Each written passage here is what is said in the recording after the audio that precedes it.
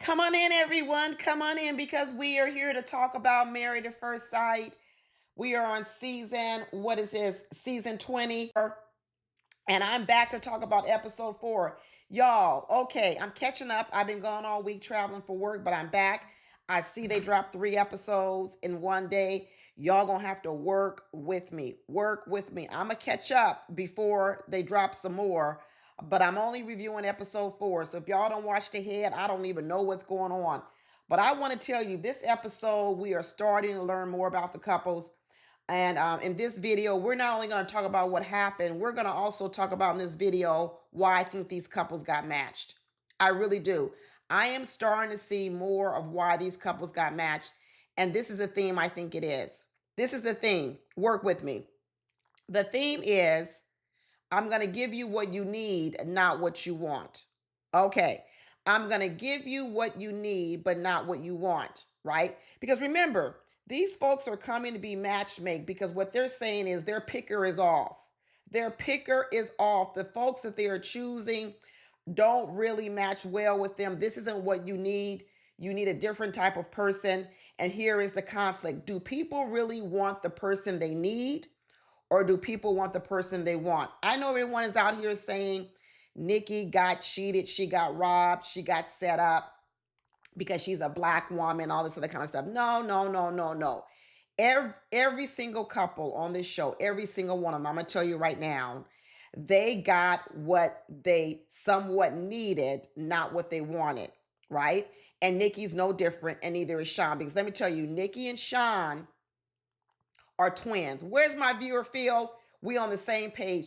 Nikki and Shawn are twins. They're pretentious. They are, both of them. And what they got in each other was they got two people who are going to tell them about themselves on the inside because they are so full of themselves, they don't see themselves out here in the world. They don't. They see other people, but they don't see themselves. We're going to go through that. We're going to go through every couple. We're going to go through Mecca and Bel Jolie. Mecca got what he needed, but that's not what he's used to, so he's not going to want it, right? We're going to talk about Tori and Felipe, Nick and Courtney, Michelle and Cameron, and Marissa and Adam. We're going to go through all of them, so I hope you'll stick with me. It might be a little bit of a long video, but if you can't watch it all at once, break it up, come back and watch the rest later. But first couple we're going to start with is my thumbnail. And my thumbnail, I said, looky here, looky here. Remember last week, I was concerned about Devon and Caitlyn. And I was saying, Devon described himself as a rough guy on the outside because he played rugby, but on the inside, he's a teddy bear. And I said, Caitlyn, we saw that daddy. And I said, that has to have an influence on you. It has to have an influence. What is going to be the influence? And at the time, I said, Caitlyn seems to be more like her father. And that's going to be a problem with Devon. And here we are. Here we are. And what I want to know, Caitlyn, is you come on this show talking about you got black cat energy, a leopard, or whatever you want to call it. Then go on back out there to the safari or whatever, and where the leopard's roam. Go on out there because marriage isn't a leopard entity. Marriage is a union. So the fact that you come in and call yourself a black cat, you like to be alone, you like all this then marriage isn't for you. Listen, people, marriage is not for everyone, and everyone doesn't have to get married. You can find happiness other kind of ways, but what you can't do is come in with black cat energy. And let me add this part to it. Black cat toxic energy, and then want to tell a man on the honeymoon, I don't want to spend no time with you. You too much. Girl, you on the honeymoon. You're not even in the marriage and you already need all this alone time. Caitlyn told us that she's been in every sort of toxic relationship you can think of. What we're finding out, Caitlyn, is you keep thinking the guys are toxic, but you're toxic. Go get some therapy. Because what you're doing is you are sabotaging your own relationships.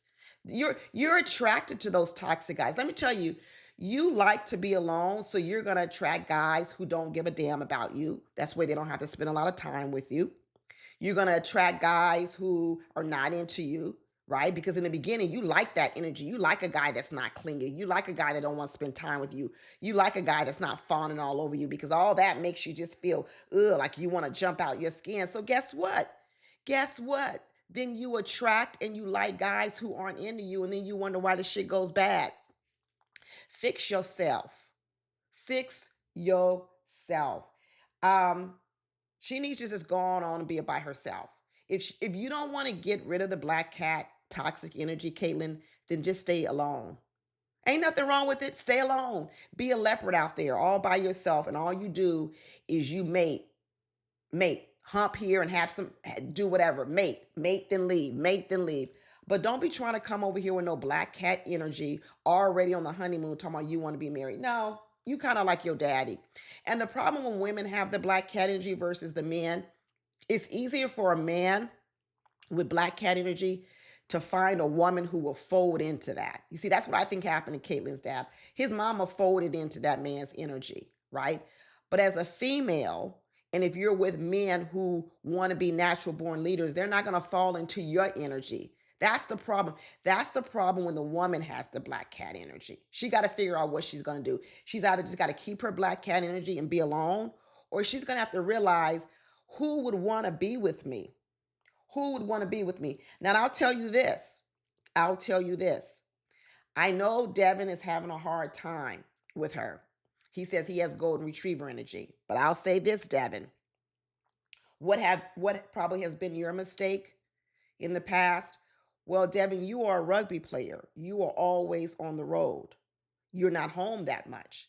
So you do need a woman who can be by herself, who can weather the absences while you're gone.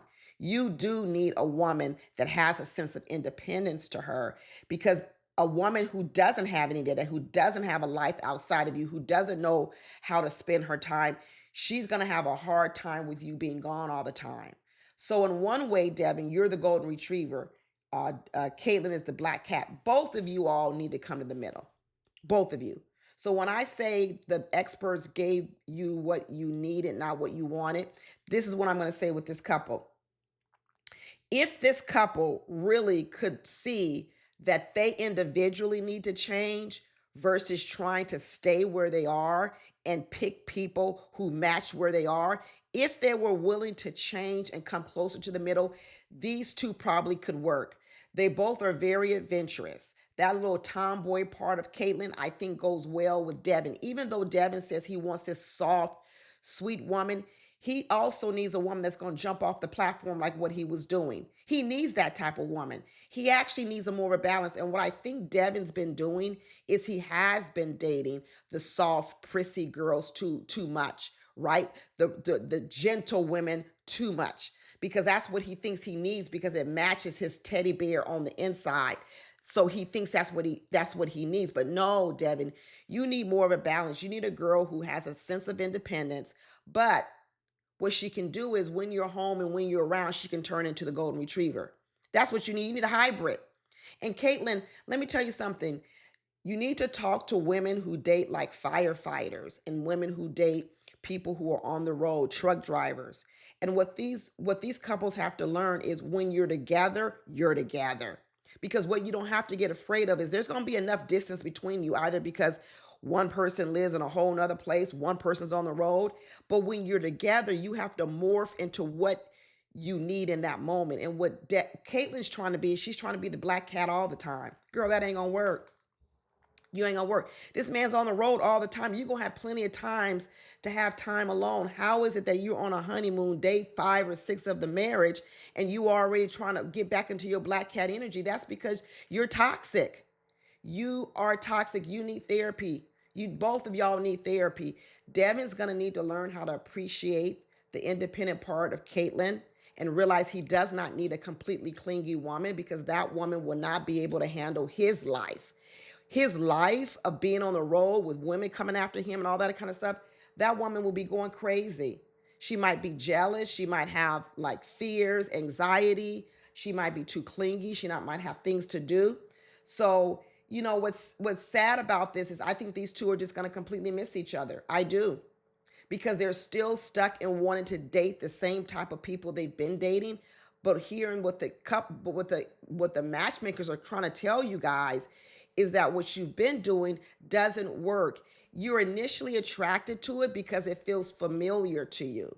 It's what you want. More than likely, Devon's mama made him into a boyfriend, right? Sometimes single mothers do this, especially when the single mother was left by the father in such a maybe traumatic way in which Devon talks about his dad. Sometimes the mothers make the sons their boyfriends. And so what Devon has gotten used to is like a mother and a girlfriend all in one, always around. And now he wants that in a mate. But um, no, you need a little bit of both, Devon. You need a little. So, you know, Caitlyn, this whole episode, it was sad to watch her. It was sad to watch her self sabotage. She's going to the gym all by herself. She's not communicating. Even when he's asking her, hey, can I get you something to drink while you curl your hair? And she's just got the ick factor. She's like, just leave me the F alone. Leave me the F alone. She's so irritated by this man, even when he was chewing his food. She said to him, why are you doing all that chewing? Just go ahead and swallow the food. That's rude. That's rude. So you wonder why you attract rude, toxic men? Because listen, your mannerism and your ways are rude and toxic. You act like you don't want no one around. This is trauma talking, Caitlyn. Like I said, that daddy had an influence on Caitlyn, and also that mama, right? I kept saying, who was Caitlyn going to turn out to be? Was she going to be the person that didn't want to be anything like her mother? And what we find is yes. Yes, she's her daddy, and she don't want to be nothing like her mother. Because I know that mother don't have no black cat energy. Absolutely not. She may not have no golden retriever energy, but she ain't got black cat energy. That mother is sticking there. Sticking there. Leave me alone. Leave me alone, and you're in a marriage. That don't even go together, right? Marriage is a union. It's a union. It's a blending. It's a harmony. And right now, Caitlyn ain't singing no song in which she can sing it with Devon. She's singing her own song, trying to march to her own beat, and she wants someone to get on her schedule when she's ready, when she's got time. She better get it together, or she gonna be alone. She gonna really be a leopard. It ain't gonna just be a metaphor. She's gonna really be a black cat leopard out here, for sure. But let's go on to the next couple. We want to look at Mecca and Bel Jolie. Isn't this ironic? Mecca, who is constantly rejected and put down by his father, gets a woman who accepts him from the get-go. And all of a sudden, even in episode 4, we can see he's lukewarm. So you love rejection, Mecca. You really do. Acceptance you don't want. You know, it's so interesting that at the altar, I got on Bel Jolie for saying, girl, why don't you just give the man a kiss? What's this whole cheek thing? She kind of in a lot of ways rejected Mecca. But now I realize Mecca likes that. Mecca loves rejection. He's used to it. That's what he likes. Now, this stuff that Bel Jolie is giving him right now, acceptance, I want to be with you, commitment, long term. Now he's like, oh, wait a minute. I'm not used to this. I need to go back to my toxic daddy ways, which is put me down, girl. Call me some names. Stop telling me I look good and my outfit looks good and my clothes look good and I smell good and that you're attracted to me. Well, no, what you need to talk to me about is tell me how bad I look, all my flaws, everything, so that I can try to be something different. That's why he run around with nail polish on. Because his father probably beats down on his manhood so bad. He said, well, maybe if my daddy don't like me as a boy, maybe I can become a girl. Yeah, I said it. I sure did say it. And I have a lot of conversations about this sort of fluidness that people have and whether or not it's nature or nurtured. I have a lot of conversations about it. And I'm not trying to upset the LGBTQ community, but this is my YouTube channel and I can talk about whatever I want to talk about it. And I don't have to be no expert on it because I'm here talking to the people and y'all can correct me. I don't have no time, but you're not going to censor me and tell me that I can't talk about things whether I have questions or not. And I have questions regarding things that are natured or nature versus nurtured. And when I look at Mecca, this is a prime example or when I look at a man whose manhood has been beat down so bad and he's made to feel this small, and you've got this logic person over him who makes inappropriate sexual jokes and sexuality jokes and everything like this. And I could, in my own thought process with my old age, I can see how this can cause problems with Mecca in his sexual identity and the way he shows up in the world, right? And right now, this sort of assertiveness of Bel Jolie is throwing Mecca off. This acceptance of him is throwing him off, right? He's not going to be comfortable. It's like I told you, what the experts gave you versus what you needed. And what Mecca needs is someone who's going to accept him and who loves on him, but he's not used to it. Now it's throwing him off. He gonna reject Bel Jolie. I can already tell because he's not used to this. He's not used to this at all. And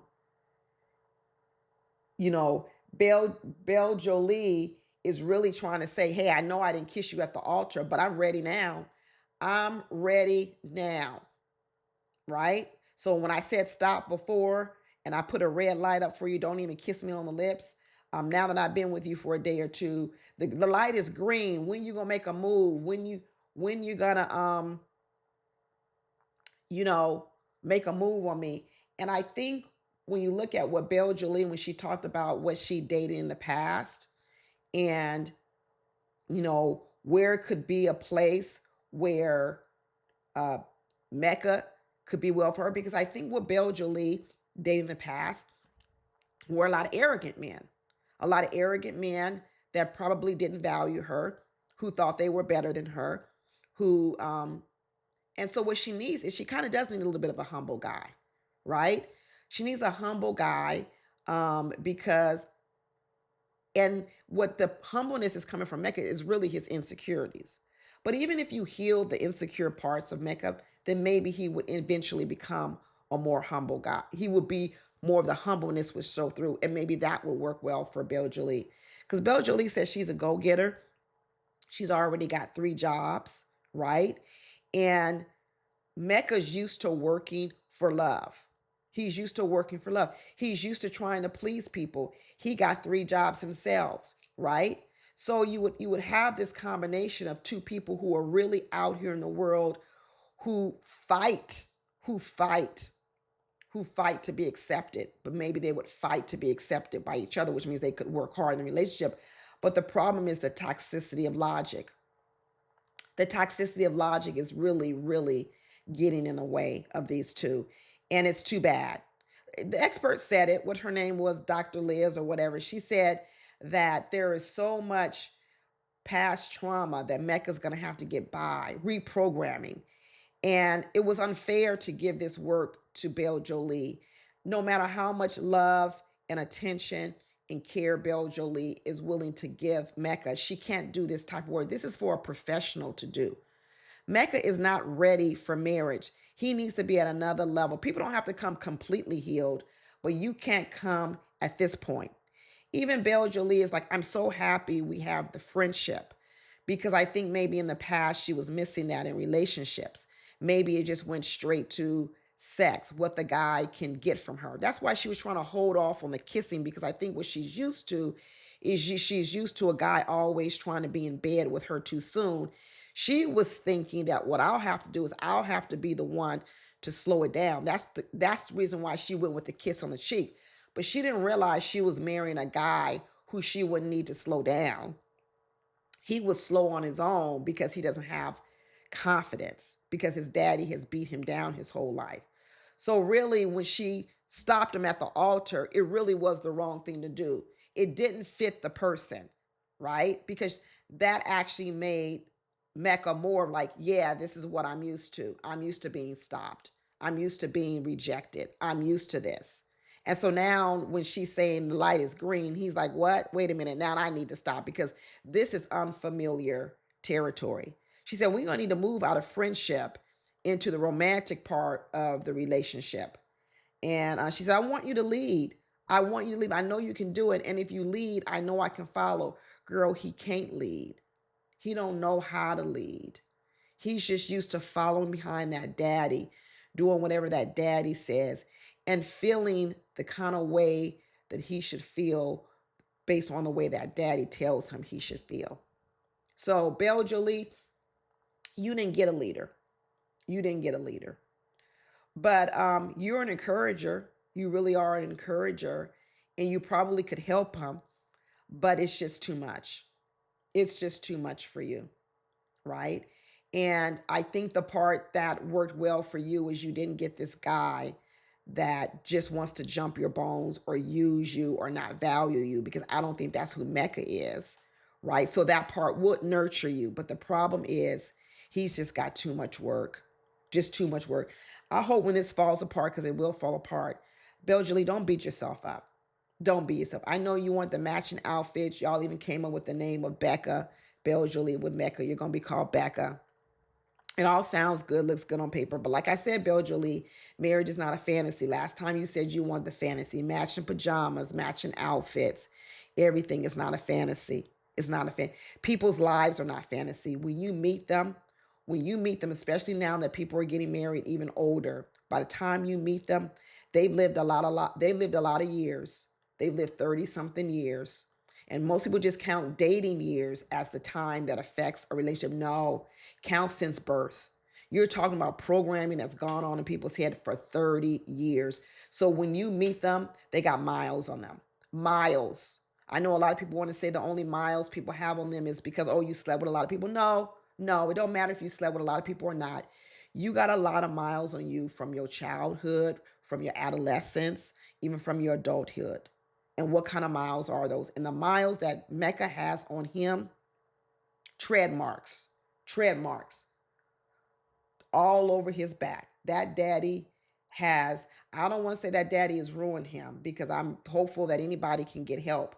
But that daddy has put this man at such a disadvantage that it's going to be a while before he's ready for any woman. Any woman. We're going to go on to the next couple I got here on my list, and we're going to go on to Felipe and Tori, right?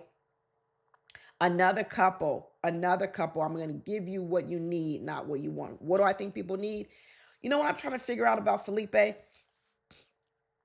I know a lot of people don't like Felipe, but I'm actually enjoying Felipe. You want to know why? Because he's transparent. Okay. He's not only honest, he's transparent. See, honesty is when a person asks you a question and you answer it truthfully. Transparent is when you volunteer information because you understand it could be pertinent to your relationship. And even though it makes you look bad, you want to get out in front of it, because what you want to do is you believe transparency will maybe give this relationship a better chance. And what Felipe has done is he's been very transparent. He's telling the truth. He's saying, listen, I want to go over some parts about myself that I know are my red flags. But I'm going to tell you this because I really want to make this work. Felipe wants this woman. I don't care what anyone else says. Felipe wants this woman. And what he's doing is he's asking her a lot of questions about what she wants in a man. And what I haven't heard, unless they haven't shown us, is he hasn't even told us what he wanted in a woman. I know more about what Tori wants than what I know about Felipe wants, which also tells me that right now, Felipe is in the mode of trying to please Tori, which I like. I do like it. I really like it. And I believe I think Felipe, I know they told us that he was he ran a restaurant. I think Felipe owns the restaurant, because later on he said, I have a restaurant and I have something else. Something tells me that Felipe is not just a manager of a restaurant, but that he owns the restaurant and he owns a couple of other businesses. Because let me tell you another part where I think so. I could be wrong. Y'all can let me know. When Tori told us the story of she had the girlfriend credit card and she told us the story about the boyfriend cheating, Felipe didn't blink, right? In this world of 50-50, what Tori was saying is she's used to a man being able to give a level of providing for her with a girlfriend credit card, and Felipe didn't blink, which means I think Felipe wants to be that role. He actually wants to be the provider. And in fact, he told me, so if you want to be the provider and you didn't blink when your girlfriend said, or your wife said, a girlfriend credit card. That tells me you believe you have the ability to provide. And I think Felipe has a bit of a coin. And I think what Felipe has been meeting out here in the world is women who date him for his money and his access. Like he said, I'll take you out to the finest restaurant. Felipe spends money on women. I know he walks around talking about how good looking he is, but Felipe, I'm not going to say Felipe is not good looking because he is, but he's not a 10. So a lot of Felipe's money is probably also getting him nice other type of women. And I think what he's been getting is gold digging women. That's what I think. And so what he's found in Tori is he's found a person who's a toxic giver. I said it. Tori is a toxic giver. She overgives. When she told us that story of her boyfriend cheating, and then she went and met with the side chick, and she cried and felt more sorry for the side chick than she did for herself. I said, "Oh, you're a toxic giver." I said it last week when Felipe gave her the cake, the wedding cake, and when everyone was like, "Ah," she felt sorry that the mother wasn't given the cake. She gave the cake away. You see, side chick. She went and comforted the side chick even when she was the one that was hurt. Now she had the wherewithal to leave the relationship. But that part about her sister says she's like a mother. Well, why would you need to be a mother to your sister and your mother is right there? You see what I'm saying? You overgave. You went beyond your real natural place in the family. You are a sister. You shouldn't have to take on mothering duties. So why did you have to become a mother to your sister when your mother is present? That means you are willing to do more than what is required of you and needed of you. You went beyond your sister duties, you became a mother, right? And so I think when I say you get what you need, not what you want, what the experts gave Felipe was a kind woman who's not a gold digger, who has a big heart, right? And is not going to try to use him for his money. And she's beautiful, right? Now, what Tori is getting from Felipe is she's getting, even though Felipe was transparent about he cheated, he was transparent about it. And let me tell you this cheating. When you start to get married around 40, there's a good chance everyone is dating a person that has cheated before, especially when there's all levels of cheating, emotional cheating, physical cheating. You could think cheating could be through have conversations with a woman. A lot of people have emotionally cheated. They have physically cheated out here in the world, especially when you start getting to be 30 in your 30s. Um, so I didn't have a problem with Felipe admitting that he had cheated before. What I was happy to hear was he was transparent about it. Now that was bullshit when he said, "I forgot." I blocked out the cheating so bad because I was so disgusted with myself. Now, how could you block it out? But the part that I did appreciate was him saying how he's learned from that and how he doesn't want to be part of his life. People make mistakes, they really do.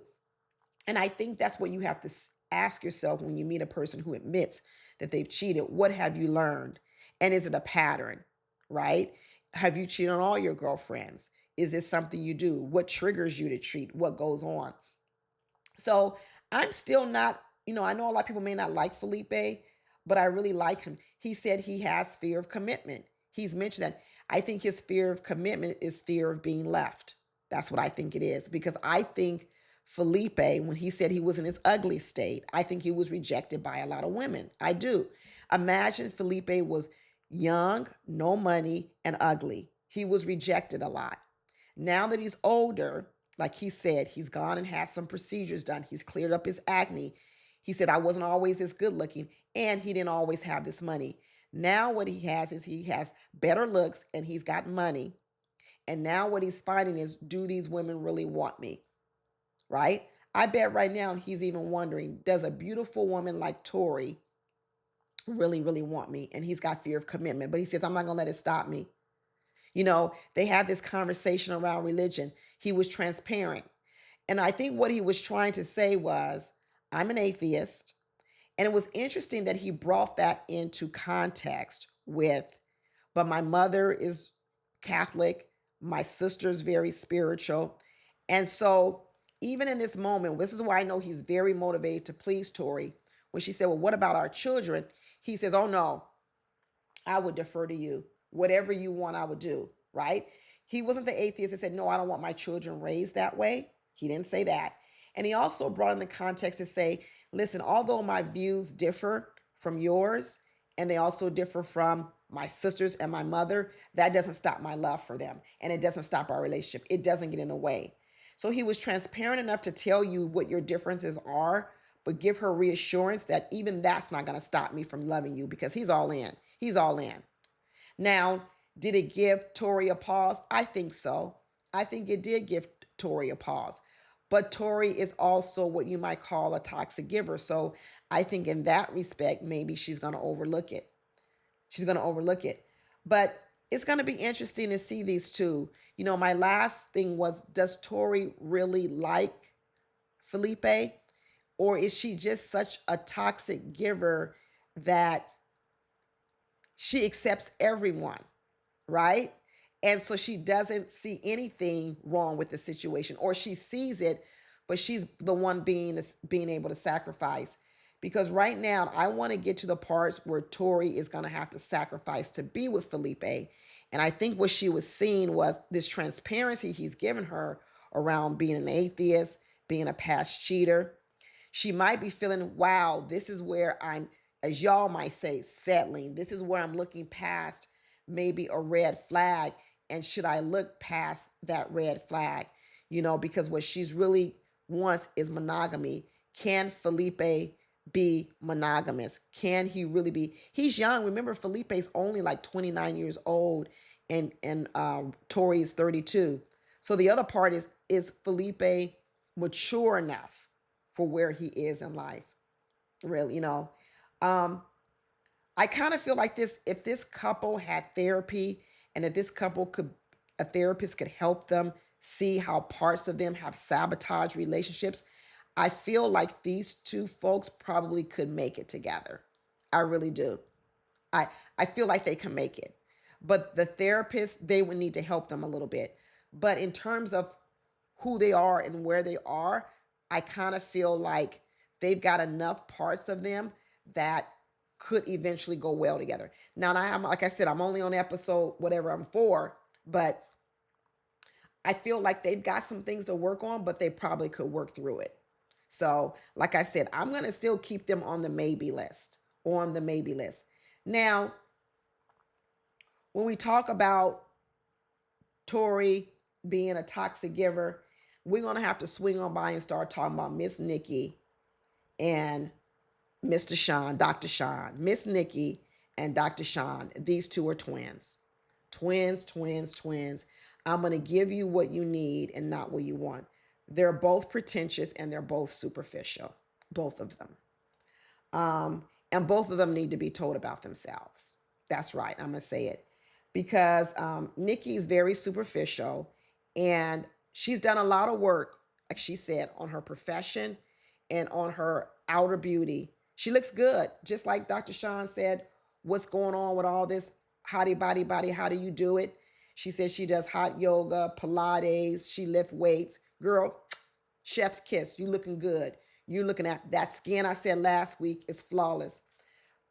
But what Dr. Shawn did was he quickly honed in on, well, what about your insides? Now, I'm not going to say Shawn's methods were the best, because they weren't. But what Shawn in the back of his head was saying is, why is this woman single? I know what he was saying. He was saying this woman's got it going on the outside. She's beautiful. She's a professional. She's a boss chick. Why at this age is she still single, and why hasn't any man scooped her up? Now, I know a lot of people hate that question. A lot of women hate the question, but it's a valid question. And what he was trying to get to is, it's got to be something on the inside. It's got to be something on the inside where this woman is still single. And so he went right to it. Where's your growth? I want to know what your red flags are, because on the outside, you don't have no red flags. They are all green flags, Miss Nikki. Your body's a green flag. Your face is a green flag. Your smile is a green flag. Your complexion and skin tone and everything is a green flag, right? In Shawn's world, you are a green flag. So what I want to know, your pocketbook's a green flag, your class is a green flag, your social status is a green flag. Where are your red flags? So I want to go right to the inner you. And the minute he started trying to dig on the inside, that's when Nikki said, oh, hold up, wait a minute. Don't be trying to go deep on me and go on my insides, right? You don't need to be asking me no questions about my inside. Stick to my outsides. Keep telling me how my body looks good. Keep telling me I'm beautiful. Keep bringing me coffee because that's where I did all my work, right? Because let me tell you, in a lot of ways, Nikki gaslit Shawn. I'm going to say she did because what she was able to do was because she didn't like the way that Shawn asked about her insides, she used that as her excuse not to talk about her insides. Hear me one more time. He wanted to go to her insides. What have you learned from? Tell me where has been your growth? And his approach wasn't the best. Nikki was absolutely 100% correct in that his approach was wrong, right? That it felt like an interview, it felt like an inquisition. Everything Nikki said was correct. But what she was able to do, which was really, really crafty, Nikki, I saw it. You were able to use his tone and his approach as your excuse not to answer the question. You sure did. That's what you did. Because I don't like the way you asked me the question, because I don't like the way you approach me, I'm not going to even answer your question. But the questions are important, just like Shawn said. So you're going to tell me that what I said is not important? Because Nikki told him this is not important. No, it is important, Nikki. See, you want me to stay focused on your outsides, your beauty, your body, your accomplishments, your degrees, your social status, your title at your job. That's what you want me to stay focused on. But when I want to go deep, because I'm already wondering what are the red flags, I need to know because you're not being transparent like Tori, like Felipe is, and he goes straight to the heart of things. Now all of a sudden you don't want to talk about it because you don't like my tone and my approach. Girl, no. No. She's crafty. She's crafty, you're right. Because let me tell you something about Shawn is the same way. Nikki told him about himself, and she was absolutely correct. Right? Same thing.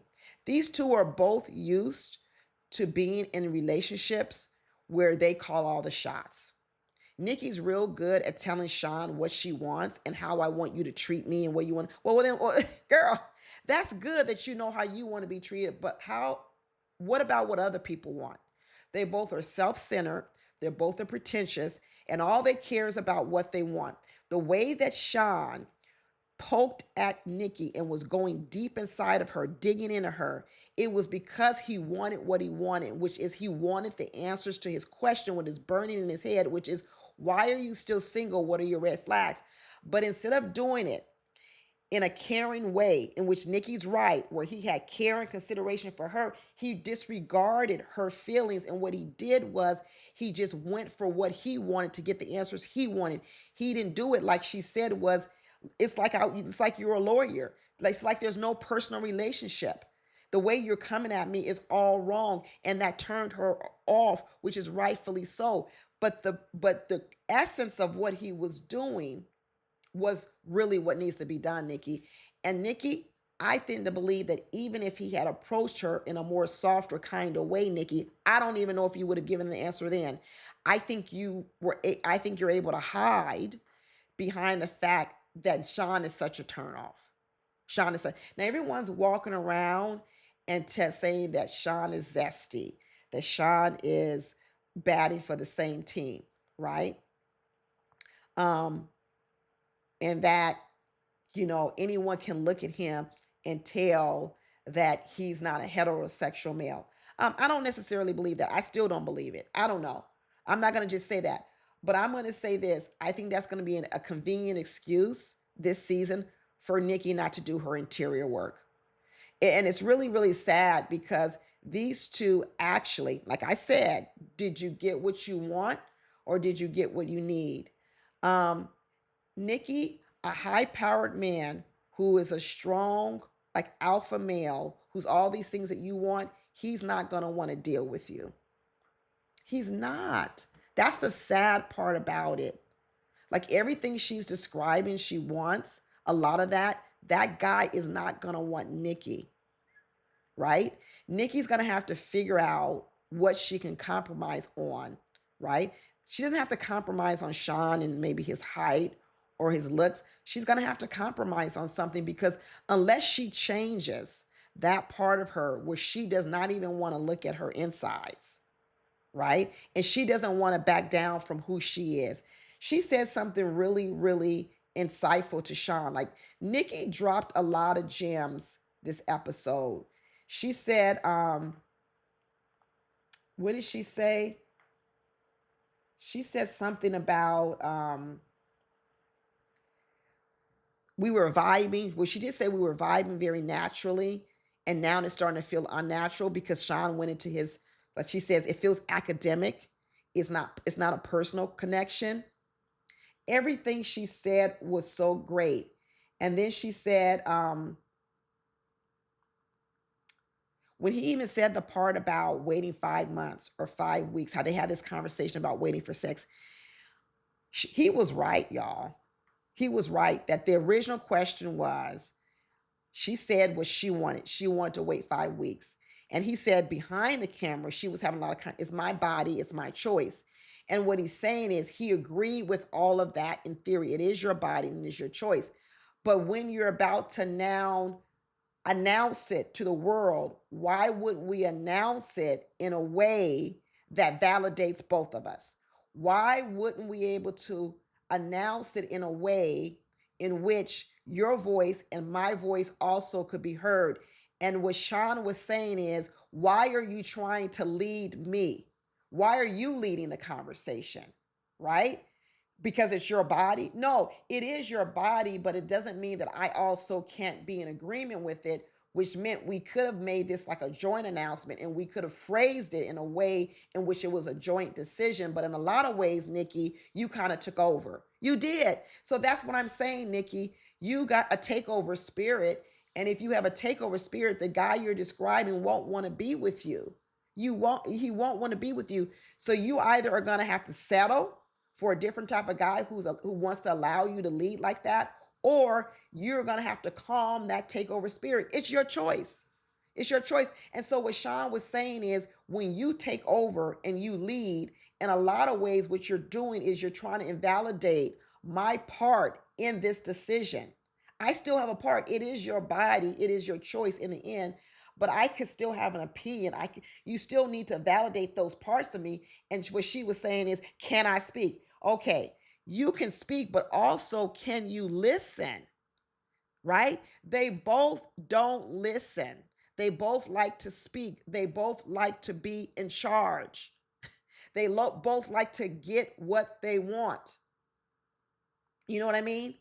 And they are two peas in a pod. Like she said, it's like he's on stage and you're debating and you're talking as opponent versus your wife. Nikki, you sounded the same way. You sounded the same way. The decisions that you were making, it sounded like you were at work at HR and you were making decisions for the corporation, but you actually weren't even talking to the employee. You were making decisions. That's what HR is about. HR is about protecting the corporation, and they make you think that they're there to make decisions about you, the employee, but they're there protecting the corporation. Nikki was there protecting herself. She was not protecting her employee, which is Shawn. She didn't even get Shawn too much of a say so. She was HR. This is why she's so good when she said, here's the line, here I got it. You don't create enough space for the other person to be heard and understood. That was such a HR response. It was dead on, Nikki. The problem is, Nikki, you don't do it either. And you're not willing to do that deep introspection to know you don't do it. And this is probably a result of her being so high up in corporate, right? When you're a high executive in corporate, there's very few people who are telling you what to do. For the most part, you're telling other people what to do, right? You're at work, you're a VP, you're a senior VP. Most people are under you. You're a superior. You come in a relationship with a guy who's also a superior, and all of a sudden you guys got to figure out well, who's going to be the inferior one to my superiority here? And everybody always wants to be the superior one. That's these two. Nikki's so right when she says it's no heart and no spirit in the way you're talking to me, Shawn. It was rough. I can't fault Nikki for anything that she said. She was dead on. She was spot on. The problem is they're twins. They're twins. So who's going to be the person that is going to also help tame Nikki, right? So when I say the person you need versus the person you want, Nikki needs a person who's going to challenge her. She doesn't need just a rollover guy. You know, Shawn may be short in stature, and I'm not even saying Shawn is her match, but she absolutely needs a guy that's going to challenge her. The problem is she believes that guy comes in a guy who's as strong as her, and the answer to that's going to be no, because he's not going to want to deal with her. He's going to say, why do I need to spend time taming you when I can just go find a woman who's already tamed? That's the problem, Nikki, you have. So if you really want that guy you say you want, you're going to have to do the changing. I don't know what to tell you. You're going to have to be the one that's changing.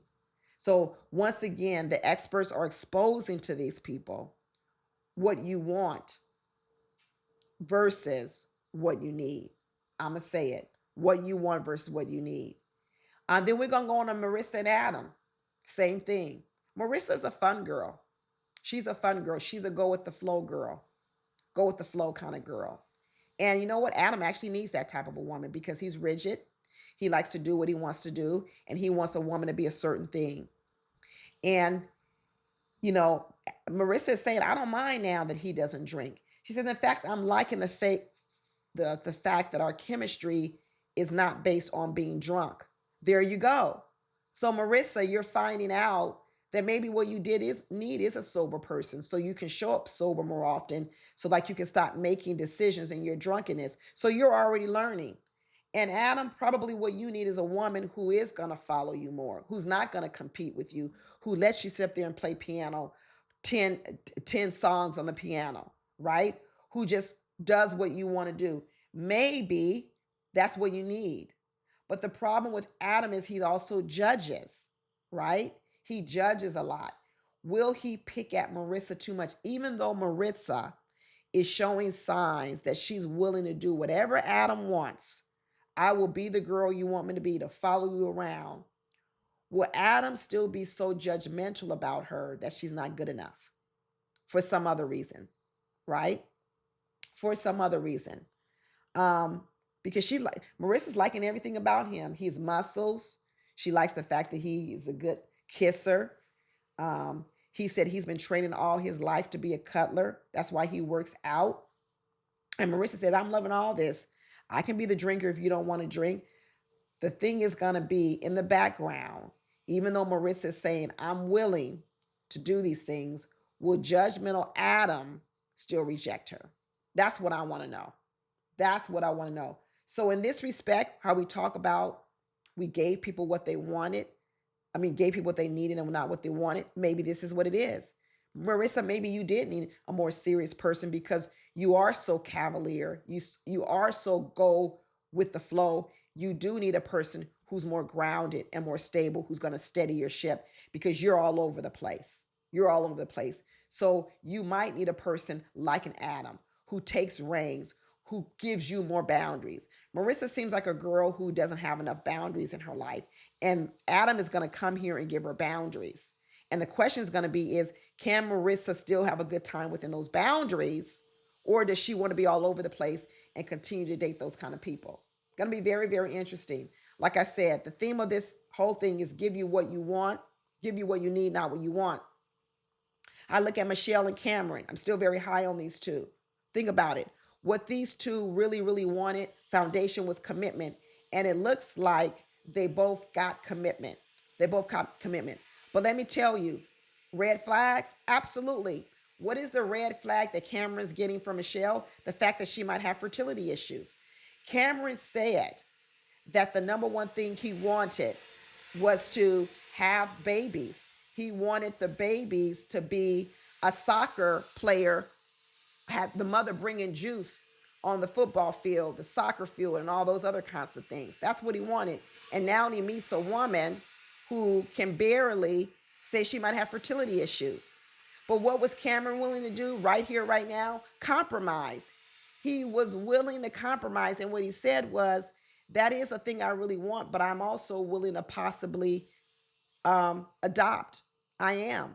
I'm willing to adopt because I have a sister who's adopted. So this goes back to what I'm talking about when we talk about when people come in saying what they want, but also recognizing what they really, really need and being able to shift and make these decisions.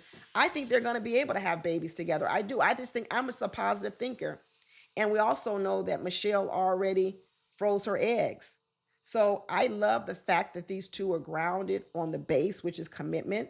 And it looks like what they're both willing to do is compromise. Because Michelle is compromising on Cameron. I do think so. I think she wanted a man that made a lot more money. And I don't think that a community college coach makes a whole lot of money. I don't think so. And I think she's compromising on that. But I think what she wants is family, a man who's committed to having children, and she got that. And I think that's gonna bind them well. And I like, and what I say when I talked about with Felipe with transparency, what I like about these two, they were transparent. I said it last week that Cameron brought up his red flag right away and said, I haven't been in a committed relationship. Michelle brought up right away, I might have fertility issues. There's a level of transparency to that I like, because when people are transparent, they're willing to be transparent and vulnerable, because what they're really saying is, I want this to work, and transparency is required for something to work because we can get ahead of the issues versus faking it, lying and not telling you. And then when the issues come up, now they're too big, and that lying has ruined the relationship, right? A lot of things can be worked out when you practice transparency. But if you lie and you're dishonest, it's harder to work out those things, because now you're dealing not only with the lie, you're also dealing with the thing that made you lie in the first place. So, like I said, give you what you needed, not necessarily what you want. And something tells me that Michelle dated a lot of fun guys, because I think she's like the karaoke girl. She likes to go out, right? And I think in the past she dated a lot of fun guys. And I'm not saying Cameron's not fun, but he's not that guy who I think wants to be out there in the streets, in the clubs, like Michelle did. Her brother said she likes to be out. And I don't think Cameron's that guy. So I think she's getting what she needed, not what in the past she has tried to be with. You see what I'm saying? And the last couple we're going to talk about is Courtney and Nick. Nick, give you what you wanted, not what you needed. Courtney, girl,